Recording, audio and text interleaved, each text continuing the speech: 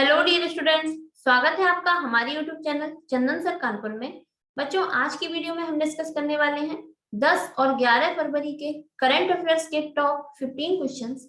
आपके आने वाले एग्जाम्स में 10 और 11 फरवरी के करंट अफेयर्स से जो भी क्वेश्चंस पूछे जा सकते हैं, उन क्वेश्चंस को हम इस वीडियो में डिस्कस करने वाले हैं। तो आपको क्या करना है, आपको कुछ नहीं, सिर्फ वीडियो को पूरा देखना है और इन क्वेश्चंस को साथ ही साथ नोट भी करते जाना है।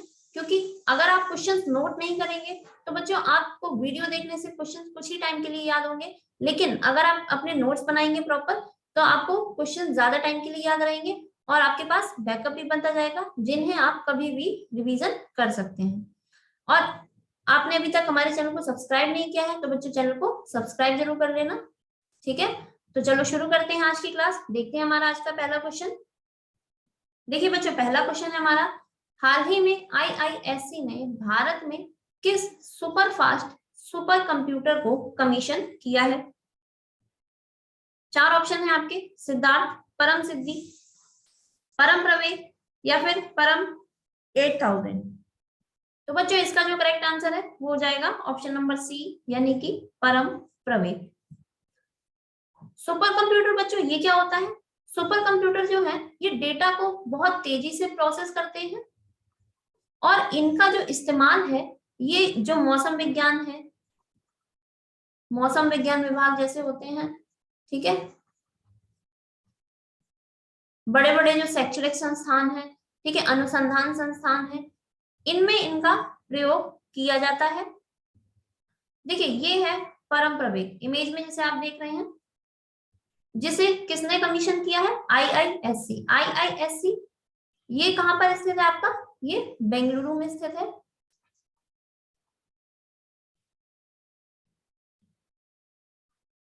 बेंगलुरु में, ठीक है। आइए इसकी और डिटेल देखते हैं।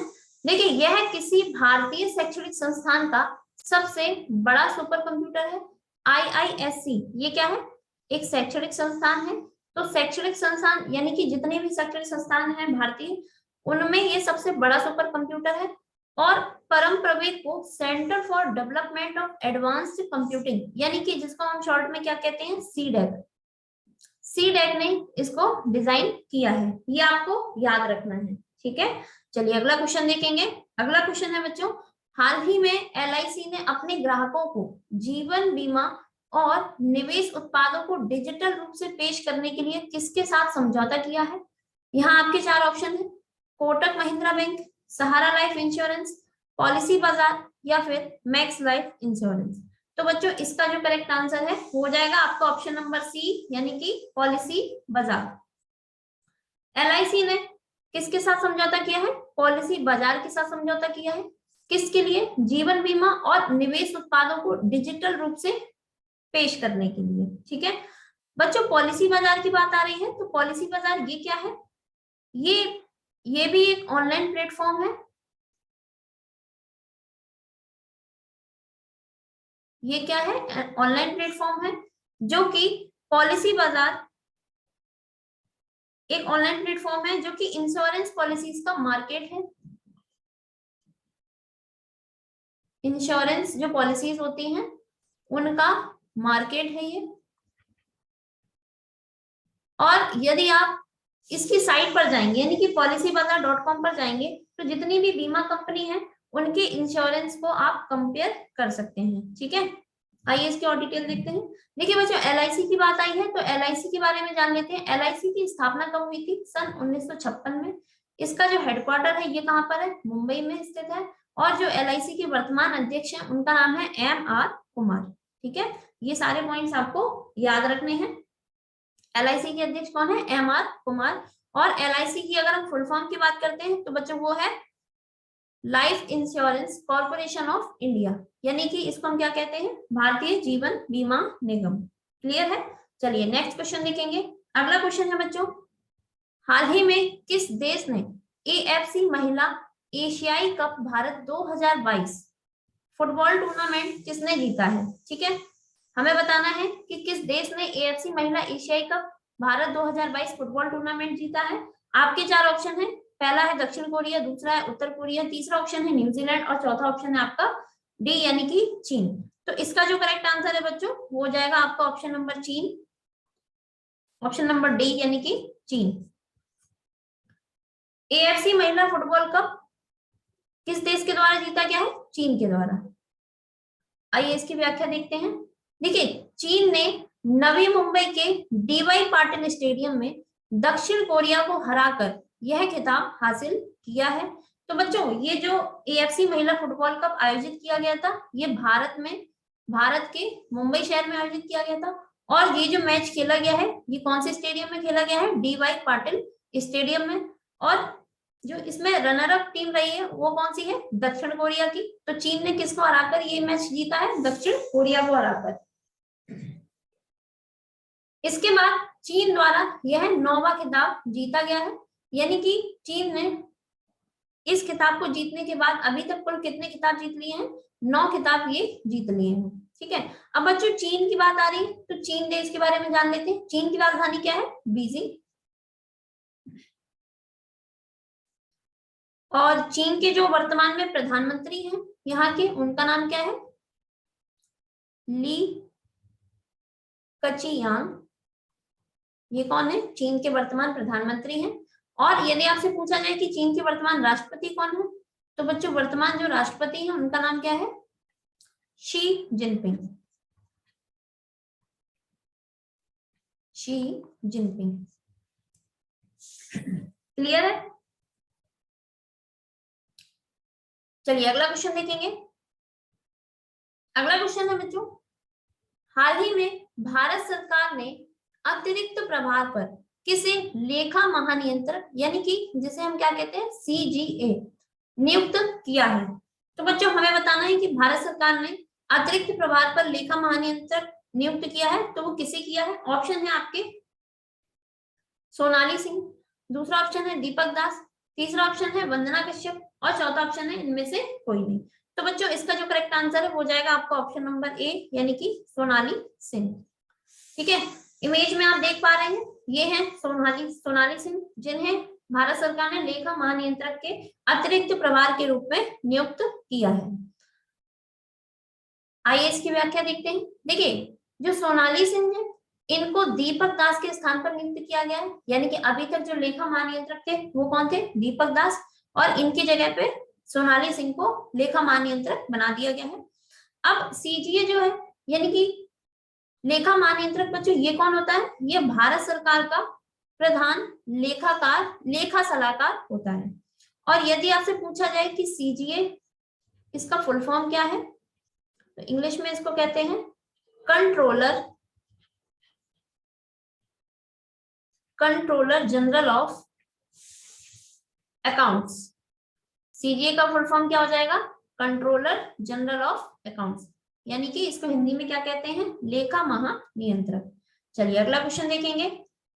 अगला क्वेश्चन है बच्चों, हाल ही में शियोमारा कास्त्रो किस देश की पहली महिला राष्ट्रपति बन गई हैं? शियोमारा कास्त्रो किसी देश की पहली महिला राष्ट्रपति बनी है। तो हमें बताना है कि किस देश की महिला राष्ट्रपति बनी है ये। तो बच्चों आपके ऑप्शन है कोस्टारिका, होंडुरस, कांगो या फिर बहामास। तो बच्चों इसका जो करेक्ट आंसर है वो हो जाएगा आपका ऑप्शन नंबर ए यानी कि होंडुरस। इमेज में आप देख पा रहे हैं ये है शियोमारा कास्त्रो, जिन्हें होंडुरस की पहली महिला राष्ट्रपति के रूप में नियुक्त किया गया है। देखिए बच्चों, होंडुरस की बात आई है तो होंडुरस जो देश है ये आपका नॉर्थ अमेरिका यानी कि उत्तरी अमेरिका महाद्वीप में स्थित है। तो इसकी जो राजधानी है वो क्या है? तेगुसिगाल्पा। और यहाँ की यदि आपसे मुद्रा पूछी जाती है तो हो जाएगी आपकी क्या? लेम्पीरा। क्लियर है? चलिए नेक्स्ट क्वेश्चन देखेंगे। अगला क्वेश्चन है बच्चों, हाल ही में विदेश मंत्री एस जयशंकर किन 2 देशों की 6 दिवसीय यात्रा पर गए हैं? तो हमें बताना है जो वर्तमान विदेश मंत्री हैं एस जयशंकर, ये किन 2 देशों की 6 दिवसीय यात्रा पर गए हैं। आपके 4 ऑप्शन है श्रीलंका और इंडोनेशिया, ऑस्ट्रेलिया व फिलीपींस, म्यांमार या बांग्लादेश और जर्मनी व स्पेन। तो बच्चों इसका जो करेक्ट आंसर है वो जाएगा आपका ऑप्शन नंबर बी यानी कि ऑस्ट्रेलिया और फिलीपींस की दो देशों की 6 दिवसीय यात्रा पर गए हैं। इमेज में जिन्हें आप देख रहे हैं ये हैं एस जयशंकर, जो कि वर्तमान में भारत सरकार में क्या है? विदेश मंत्री हैं। क्लियर है? आइए इसकी व्याख्या देखते हैं। देखिए, जयशंकर 10 से 13 फरवरी तक ऑस्ट्रेलिया की और 13 से 15 फरवरी तक, 13 से 15 को यहाँ कर लीजिएगा, 13 से 15 फरवरी तक फिलीपींस की यात्रा पर गए हैं। यानी कि 10 से 13 तक ये किसकी यात्रा करेंगे? ऑस्ट्रेलिया की। और 13 से 15 फरवरी तक फिलीपींस की यात्रा पर जा रहे हैं। अगला पॉइंट है, जयशंकर मेलबर्न में होने वाली विदेश मंत्रियों की चौथी बैठक यानी कि क्वाड मीटिंग में भाग लेंगे। तो बच्चों, जो जयशंकर है, मेलबर्न कहाँ पर है? आपका ऑस्ट्रेलिया में। ठीक है, ऑस्ट्रेलिया का शहर है एक मेलबर्न, और ये 10 से 13 फरवरी के बीच में ये कहाँ पर रहेंगे? ऑस्ट्रेलिया में रहेंगे। तो वहां पे जो क्वाड मीटिंग आयोजित होने वाली है, उस मीटिंग में जो विदेश मंत्रियों की बैठक है, उसमें ये भारत की ओर से पार्टिसिपेट करेंगे। ठीक है बच्चों, क्वाड क्या है? क्वाड आपका 4 देशों का संगठन है, और ये जो 4 देश हैं, ये कौन कौन से हैं? एक है आपका अमेरिका, ऑस्ट्रेलिया, जापान और इंडिया। तो बच्चों, जो क्वाड समूह है 4 देशों का, इनमें जो 4 देश शामिल है वो कौन कौन से हैं? अमेरिका, ऑस्ट्रेलिया, जापान और इंडिया। क्लियर है? चलिए अगला क्वेश्चन देखेंगे। अगला क्वेश्चन है बच्चों, हाल ही में किस जगह दुनिया का सबसे बड़ा इग्लू कैफे खोला गया है? तो बच्चों, इग्लू ये क्या होता है? ये बर्फ से बने घर होते हैं, ये बर्फ से बना होता है इग्लू। ठीक है, और कैफे यानी कि जो छोटे से रेस्टोरेंट होते हैं उस टाइप का बनाया गया है, बर्फ से बना हुआ कैफे है ये। तो हमें बताना है कि दुनिया का सबसे बड़ा जो इग्लू कैफे खोला गया है, ये कहाँ पर खोला गया है? आपके 4 ऑप्शन है। पहला है भारत, दूसरा दिया है ग्रीनलैंड, चौथा ऑप्शन है आपका कनाडा, और तीसरा ऑप्शन है कनाडा, चौथा ऑप्शन है आपका फिनलैंड। इसका करेक्ट आंसर हो जाएगा आपका ऑप्शन नंबर ए, यानी कि भारत। तो बच्चों, भारत में दुनिया का सबसे बड़ा इग्लू कैफे खोला गया है। ये देखिए इमेज में। ठीक है, इस प्रकार से बनाया गया है कुछ। आइए इसकी व्याख्या देखते हैं। देखिए, यह कैफे भारत के शहर कश्मीर के गुलमर्ग में बनाया गया है। यानी कि कश्मीर, ये क्या है? जम्मू कश्मीर का शहर है। कश्मीर के गुलमर्ग नामक स्थान पर इसको बनाया गया है, और इसका नाम क्या रखा गया है? Snow glue. ठीक है, ये जो कैफे बनाया गया है इग्लू कैफे, इसका नाम क्या रखा गया है? Snow glue. और इसमें जो टेबल है वो कितनी रखी गई है? 10, और इसमें लगभग 40 लोग एक साथ बैठ सकते हैं। इससे पहले दुनिया का सबसे बड़ा इग्लू कैफे स्विट्जरलैंड में था। तो अब क्या है, जो भारत में बन गया है वो दुनिया का सबसे बड़ा इग्लू कैफे हो गया है। लेकिन इससे पहले दुनिया का जो सबसे बड़ा इग्लू कैफे था वो किस देश में था? आपका स्विट्जरलैंड में। क्लियर है? चलिए नेक्स्ट क्वेश्चन देखेंगे। अगला क्वेश्चन है बच्चों, हाल ही में अभिनेता अक्षय कुमार को किस राज्य का ब्रांड एम्बेसडर नियुक्त किया गया है? आपके 4 ऑप्शन हैं, उत्तर प्रदेश, पंजाब, उत्तराखंड और मेघालय। तो बच्चों, इमेज में देख के आप समझ रहे होंगे अक्षय कुमार को जो ब्रांड एम्बेसडर बना रहे हैं। ठीक है, तो ये जो इनके साथ हैं, ये है पुष्कर सिंह धामी, जो कि उत्तराखंड के वर्तमान मुख्यमंत्री हैं। तो इसका करेक्ट ऑप्शन हो जाएगा आपका ऑप्शन नंबर सी, यानी कि उत्तराखंड। तो उत्तराखंड राज्य में अक्षय कुमार को राज्य का नया ब्रांड एम्बेसडर नियुक्त किया गया है। अब बच्चों, उत्तराखंड राज्य की बात आ रही है तो इसके बारे में देख लेते हैं। उत्तराखंड की राजधानी, देखिए यहाँ पे मैंने आपको 2 आंसर दिए हैं, देहरादून और गैरसैंण। तो बच्चों, देहरादून जो यहाँ की राजधानी है, ये विंटर कैपिटल है, यानी कि शीतकालीन। और जो गैरसैंण है बच्चों, ये यहाँ की समर कैपिटल है, यानी कि ग्रीष्मकालीन राजधानी बना दी गई है। ठीक है, तो अगर आपसे पूछा जाए कि उत्तराखंड की विंटर कैपिटल क्या है? देहरादून, और समर कैपिटल गैरसैंण। और यहाँ के मुख्यमंत्री अभी बताए जिन्हें हमने इमेज में देखा है, वो कौन है? पुष्कर सिंह धामी। और यदि आपसे पूछा जाए कि यहाँ के जो वर्तमान राज्यपाल हैं तो उनका नाम क्या हो जाएगा? गुरमीत सिंह। क्लियर है? चलिए अगला क्वेश्चन देखेंगे। अगला क्वेश्चन है बच्चों, हाल ही में मेडी बडी ने किस बॉलीवुड स्टार को अपना ब्रांड एम्बेसडर नियुक्त किया है? तो हमें बताना है कि मेडी बडी ने ब्रांड एम्बेसडर बनाया है, वो किसे बनाया है? इसे भी आप इमेज में देख के समझ रहे होंगे। ये कौन है? अमिताभ बच्चन। ठीक है, तो आपका करेक्ट आंसर हो जाएगा ऑप्शन नंबर डी, यानी कि अमिताभ बच्चन। अमिताभ बच्चन को मेडी बडी ने क्या किया है? अपना ब्रांड एम्बेसडर बनाया है। आइए इसकी व्याख्या देखते हैं। देखिए, जो मेडी बडी है ये क्या है? भारत का सबसे बड़ा डिजिटल हेल्थ केयर प्लेटफॉर्म है। डिजिटल हेल्थ केयर प्लेटफॉर्म है, तो बच्चों इसमें क्या है? मेडी बडी के थ्रू आप क्या कर सकते हैं? किसी डॉक्टर, जो डॉक्टर्स होते हैं उनसे आप वीडियो कॉल के थ्रू कोई भी प्रॉब्लम है तो उसके लिए कंसल्ट कर सकते हैं, या एडवाइस लेना चाहे तो वो ले सकते हैं। और इस प्लेटफॉर्म के थ्रू आप जो मेडिसिन है वो भी होम डिलीवरी के थ्रू मंगा सकते हैं। और इस पे आप हेल्थ इंश्योरेंस आदि ये सारी चीजें आपको इस पे प्रोवाइड कराई जा रही हैं। ठीक है, हेल्थ इंश्योरेंस हो गया, मेडिसिन हो गई, और जैसे जो लैब टेस्ट होते हैं ये सारे इस पे आप ऑनलाइन सारी चीजें बुक कर सकते हैं। ठीक है, तो मेडीबडी क्या है? भारत का सबसे बड़ा डिजिटल हेल्थ केयर प्लेटफॉर्म है। और यहाँ के जो मेडीबडी है इसके जो सह संस्थापक हैं या सीईओ, ठीक है, दोनों ही, वो कौन है? सतीश कन्नन। उनका नाम क्या है? सतीश कन्नन, जिन्हें आप इमेज में देख भी रहे हैं। अमिताभ बच्चन के साथ जो खड़े हैं इनका नाम क्या है? सतीश कन्नन। ठीक है, ये आपको याद रखना है। चलिए अगला क्वेश्चन देखेंगे। अगला क्वेश्चन है बच्चों, हाल ही में मानव तस्करी पर अंकुश लगाने के लिए किसने AAHT, या इसी को हम कहते हैं आहट, ठीक है, आहट ऑपरेशन शुरू किया गया है। तो हमें बताना है कि जो आहट ऑपरेशन है वो किसके द्वारा शुरू किया गया है। आपके चार ऑप्शन है, ITBP, CRPF, RPF, या इनमें से कोई नहीं। इमेज में देख के आप समझ रहे होंगे, ऑप्शन क्या हो जाएगा आपका? C, यानी कि RPF। RPF जिसका मतलब क्या होता है? रेलवे। P से क्या है? प्रोटेक्शन, और F से क्या है? फोर्स, या इसको हिंदी में क्या कहते हैं? रेलवे सुरक्षा बल। तो रेलवे सुरक्षा बल यानी कि RPF के थ्रू आहट ऑपरेशन चलाया जा रहा है। आइए इसकी और व्याख्या देखते हैं। देखिए, भारतीय रेलवे में होने वाली मानव तस्करी को रोकने के लिए यह ऑपरेशन शुरू किया गया है। मानव तस्करी को रोकने के लिए भारतीय रेलवे ने इस ऑपरेशन को चलाया है, और इसमें RPF की टीम को नियुक्त किया जाएगा, यानी कि तैनात किया जाएगा। और बच्चों जो RPF है ये रेल मंत्रालय के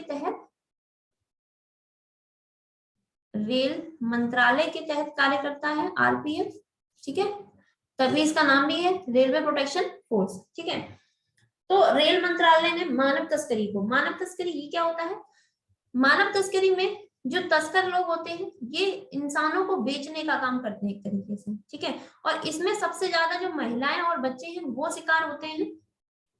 जैसे महिलाओं को बेच दिया जाता है, या उनसे जबरन विवाह कर लिया जाता है। बच्चों को बेच करके जैसे कहीं भी बेच आते हैं जाके, और उनसे उनके हाथ पैर कटवा दिए जाएंगे, उनसे भीख मंगवाई जाती है, या उनके साथ गुलामों की तरीके से पेश आया जाता है। तो ऐसे घिनौने काम को रोकने के लिए क्या किया जा रहा है?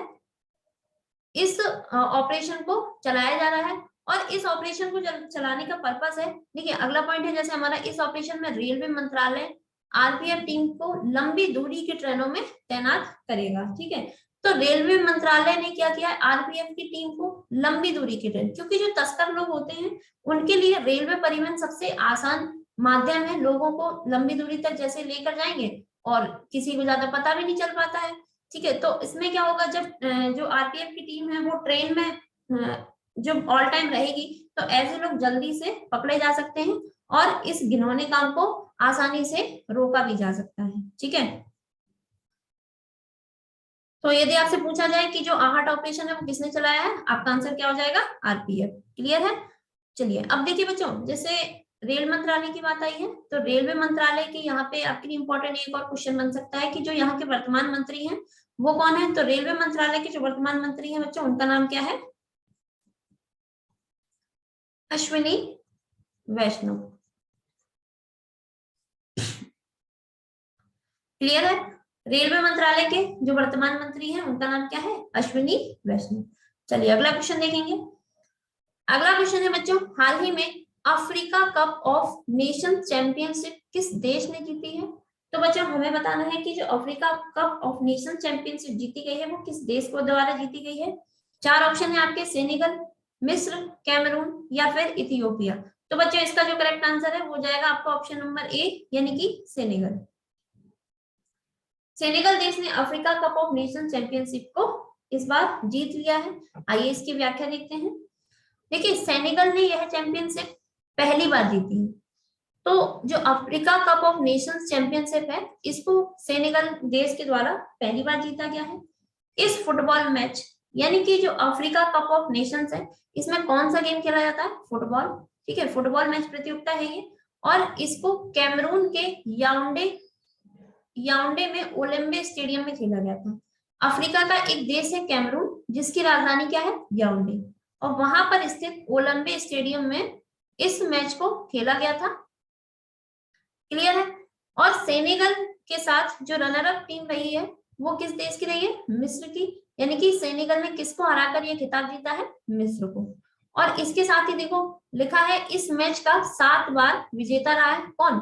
यहाँ पे बात किसकी हो रही है? मिस्र की। यानी कि मिस्र ने अभी तक यह खिताब कितने बार कुल जीता है? 7 बार, और सेनेगल यह खिताब जीतने वाला पहला देश बन गया है। अब बच्चों अफ्रीका कप ऑफ नेशंस की बात हो रही है, तो ये अफ्रीका महाद्वीप की प्रतियोगिता है। और ये जो तीनों देश जो है आपके, ये कौन से महाद्वीप में है? अफ्रीका महाद्वीप में। तो इनकी हम राजधानी की बात कर लेते हैं। तो बच्चों सेनेगल की जो राजधानी है वो क्या है? डकार। जो खाने के बाद आप मारते हो डकार, हाँ वही वाला डकार है ये। ठीक है, तो उसकी राजधानी क्या हो जाएगी? डकार। और कैमरून का जो शहर दिया है याओंडे, ये क्या है बच्चों? कैमरून की राजधानी है। और मिस्र की बात आ रही है, तो बच्चों मिस्र की जो राजधानी है वो क्या है? काहिरा। क्लियर है?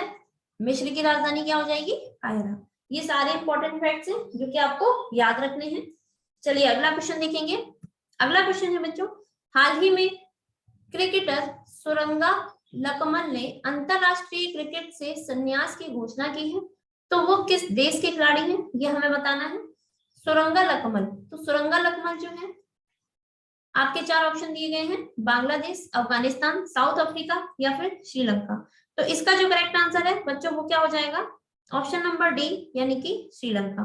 श्रीलंका के खिलाड़ी हैं सुरंगा लकमल, जिन्होंने अंतरराष्ट्रीय क्रिकेट से अभी हाल ही में क्या कर दी है? घोषणा कर दी है।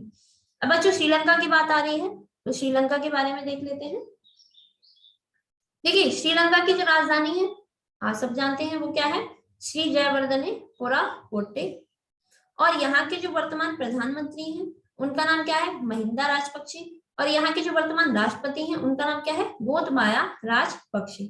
अब आप देखिए दोनों की ही जो प्रधानमंत्री राष्ट्रपति हैं, इनकी दोनों की ही कास्ट की अगर हम देखें तो दोनों सेम है, राजपक्षे।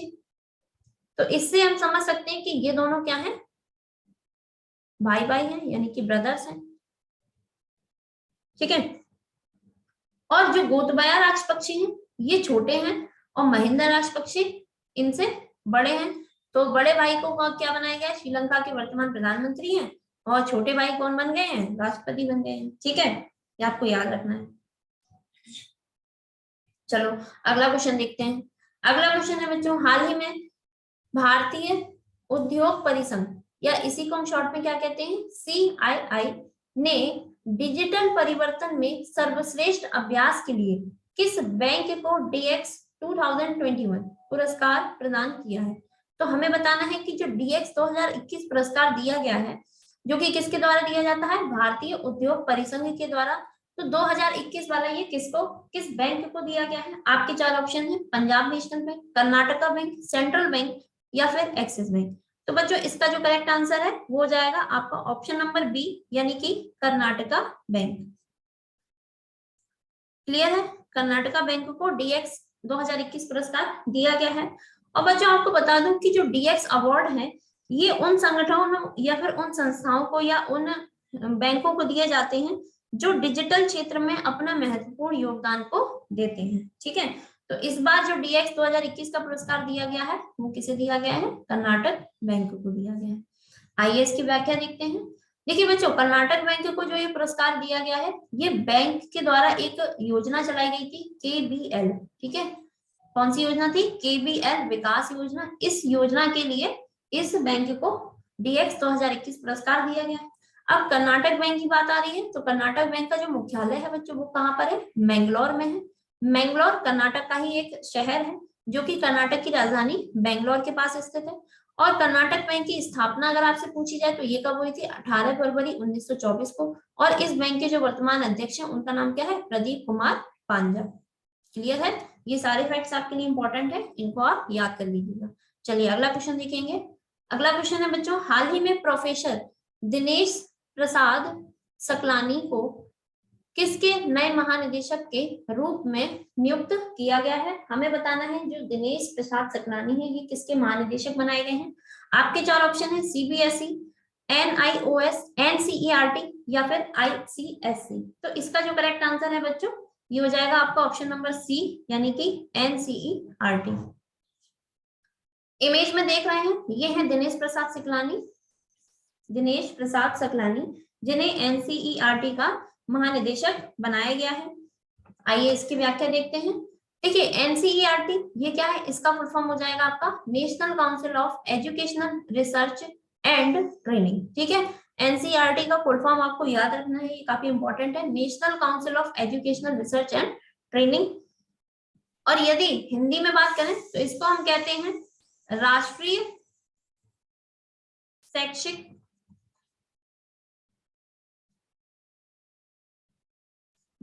शैक्षिक अनुसंधान और प्रशिक्षण परिषद, तो ये आपका हिंदी में नाम हो गया एनसीईआरटी का। क्या कहते हैं? राष्ट्रीय शैक्षिक अनुसंधान और प्रशिक्षण परिषद। और एनसीईआरटी का फुल फॉर्म क्या है?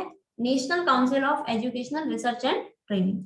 और एनसीईआरटी के मुख्यालय की बात करें बच्चों तो वो कहाँ पर है आपका?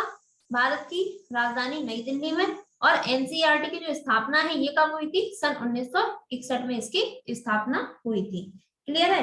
एनसीईआरटी बच्चों ये क्या होता है? ये आपको पता ही है कि जो स्कूली शिक्षा संबंधी नीतियां होती हैं उनको बनाने का कार्य करता है। ठीक है, और एनसीईआरटी के पैटर्न में आपने देखा होगा कि बुक्स भी आती हैं, तो ये सारे इसके कार्य हैं।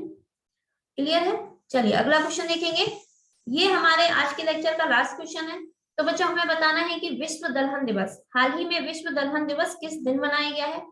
10 फरवरी, 8 फरवरी, 9 फरवरी और 7 फरवरी। तो आपका करेक्ट आंसर हो जाएगा ऑप्शन नंबर ए, यानी कि 10 फरवरी। क्लियर है? इसकी व्याख्या देखते हैं। देखिए बच्चों यह दिवस पहली बार 2019 में मनाया गया था। ठीक है, और इस दिवस को जो मनाने की घोषणा है वो पहली बार कब की गई थी? सन 2016 में की गई थी। किसके द्वारा? FAO के द्वारा। FAO ये क्या होता है? Food and agricultural organization. Clear है? और बच्चों इस दिवस को जो मनाने का उद्देश्य क्या है? वो लोगों को दालों के महत्व को समझाना है कि दालें हमारे जीवन के लिए, जैसे हमारी जो खाद्य वस्तुएं होती हैं उनमें सबसे महत्वपूर्ण है दालें। ठीक है, जो जिन्हें प्रोटीन का सबसे अच्छा स्रोत भी माना जाता है, प्रोटीन का सबसे अच्छा स्रोत भी माना जाता है दालों को। तो अगर आप नहीं खाते तो आप भी खाना शुरू कर देना। ठीक है, दालें हमारे लिए बहुत ज्यादा अच्छी मानी जाती हैं। तो इसीलिए कि दालों का महत्व क्या है हमारी खाद्य वस्तुओं में, उसके महत्व को समझाने के लिए इस दिवस को मनाने की घोषणा की गई थी, जो कि FAO के द्वारा की गई थी। अब बच्चों FAO की बात आई है तो FAO ये क्या है? Food and agriculture organization. और इसके यदि हम हेडक्वार्टर की बात करते हैं तो ये कहाँ पर है आपका? इटली की राजधानी रोम में। ठीक, और यदि आपसे पूछा जाए कि इसकी स्थापना कब हुई थी FAO की, तो बच्चों इसकी जो स्थापना है ये हुई थी 16 अक्टूबर 1945 को। ठीक है, ये आपको याद रखना है कि जो FAO है इसकी स्थापना कब हुई थी? 16 अक्टूबर 1945 को। तो बच्चों ये थे हमारे आज की करंट अफेयर्स के टॉप 15 क्वेश्चंस। आशा करती हूँ आपको आज की क्लास अच्छे से समझ में आई होगी। वीडियो अगर पसंद आया हो तो प्लीज बच्चों वीडियो को ज्यादा से ज्यादा लाइक किया करो।